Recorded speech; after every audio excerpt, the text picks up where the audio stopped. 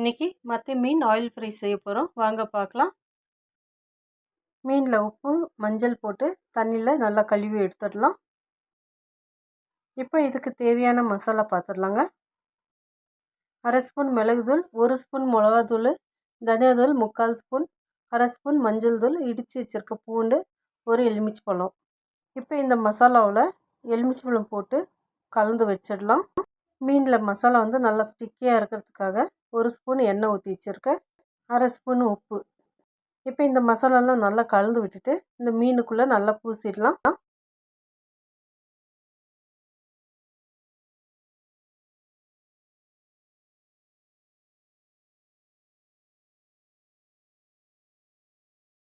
மீனில் இந்த வால் வேண்டான்னு நினச்சிங்கன்னா கட் பண்ணிடுங்க.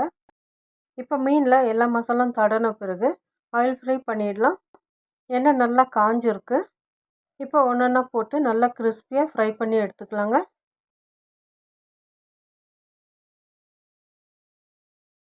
ஃபஸ்ட்டு பேட்ச் நல்லா கிறிஸ்பியாக ஃப்ரை பண்ணி எடுத்தாச்சு. இப்போ செகண்ட் பேட்சை போட்டுக்கலாம்.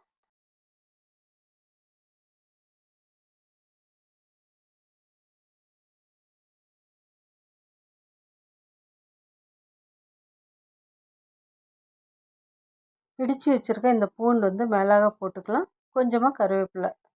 இப்படி போடுறதுனால நல்லா ஃப்ளேவரும் டேஸ்ட்டும் நல்லாயிருக்கும்.